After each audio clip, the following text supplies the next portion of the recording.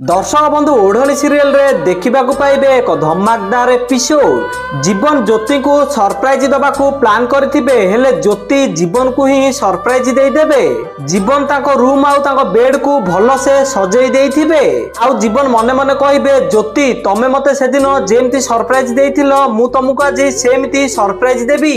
आउ ठीक सेही टाइम रे घरर कॉलिंग बेल बाजिबो आउ जीवन डोर खोलिबा पई जिबे आउ जीवन डोर खोलिकी देखिबे तो ज्योति कन्या बेशरे छिड़ा होइथिबे आउ जीवन ताकू देखिकी पूरा आश्चर्य होई जिबे। तापर जीवन ज्योति को पचारिबे ज्योति तमे एमिति कन्या बेशरे काहेकी अछ। आउ ठीक सेही टाइम रे अंश पछरु बर बेशरे आसीबो आउ आसी कहइबो ज्योतिर मोर बाहागर होई जाईची। तापर जीवन ज्योति को कहइबे ज्योति कुओ ये तुमको फसेइची कहि दियो ए सबु मिछ। जीवन ज्योति को एमिति कहले ज्योति जीवन को धक्का मारिबे आउ कहइबे ए मिछ नु ए हला सत। तो दर्शक बंधु आपण मानु कोन लागुची ज्योति अंश को बाहाई की ठीक करछंती कि हां कि ना हमको कमेंट माध्यम रे जणांतु।